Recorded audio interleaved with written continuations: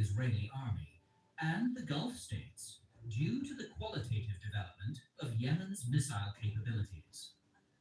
What is the story of these missiles and drones that hit the most dangerous American warships, and how do they break their missile armor defense? Many of the secrets we reveal to you, dear viewer, in this video. Stay tuned. Yemen's Quds Wings missiles. It is a family of mobile missiles that Iran produced by reverse engineering from the Russian Kh-55 winged missile and sent them to Ansar Allah, which the United States considers a terrorist group. This class of missile is believed to have been used by the Houthis to attack the USS Harry Truman. The attack caused confusion and prompted several of the carrier's crews to retreat to the northern Red Sea. Trump accuses Iran of supplying the winged missile to the Houthis and vows to retaliate. Geometrically, the Yemeni Quds missile has the same design as the Russian Kh-55 version, as it relies on a simple design that provides it with high fluidity in flight, maneuvering, and changing trajectory. And the wings provide the possibility of changing altitude and maintaining the stability of the missile, which does not fly at high speeds. The Quds missile is guided by two guidance systems. The first is the inertial system, where a computer 51 centimeters wide and has a two American and Israeli radars. The Houthis also rely on mobile ground platforms to launch the Quds missiles, and they are powered by a turbine engine on the aircraft carrier Harry Truman. This system is characterized by its ability to provide great firepower in the face of enemy ships, with its ability to move quickly in a way that contributes to increasing its ability to hide and maneuver before and after firing operations on the enemy. This missile belongs to P-15 Termit cruise missile family. Other weapons, such as the Mandat 1, which has a length of 250 centimeters, top to bottom at a distance of 20 meters, and have an effective and lethal. The other side, the US aircraft, like the F-35 and F-18, are not useful in such wars, and aircraft carriers with their huge size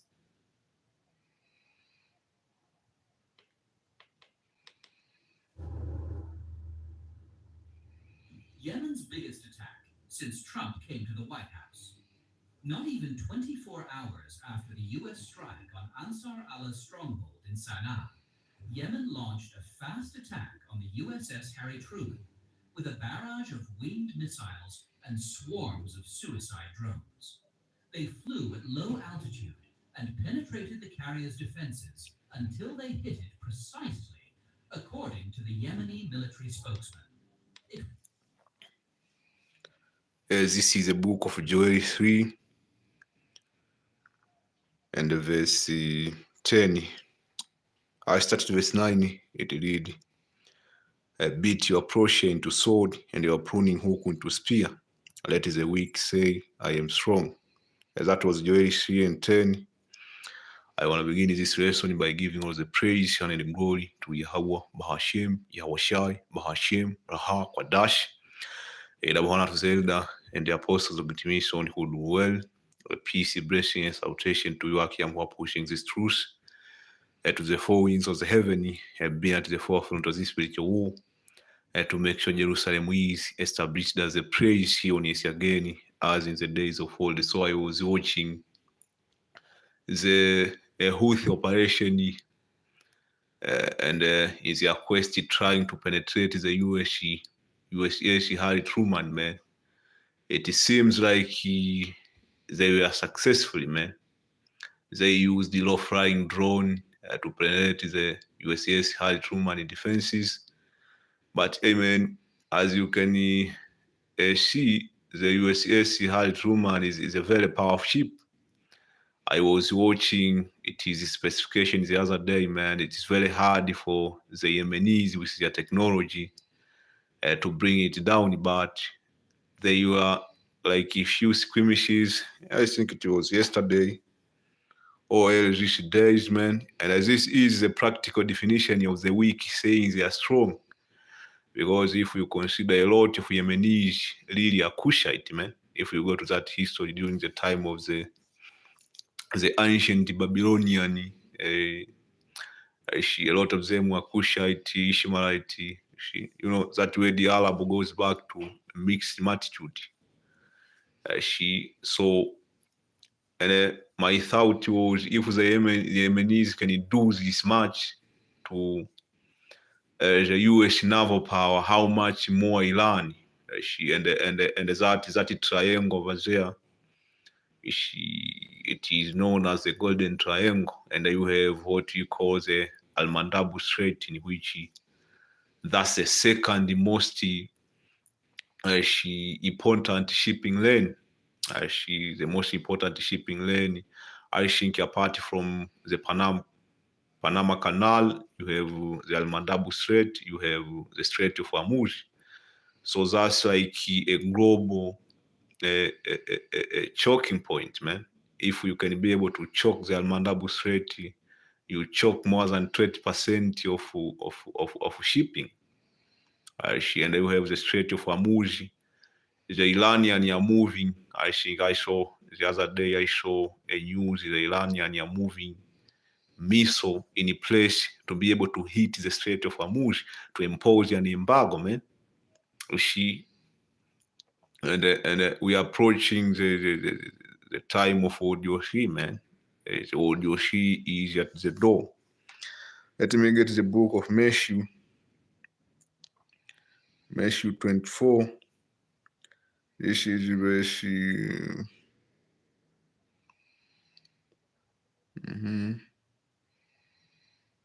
Matthew 24:6, and you shall hear of war and rumors of war. See that ye be not troubled, for all of these things must come to pass, but the end is not yet. Why is the end is not yet? Because we are waiting for one more prophecy.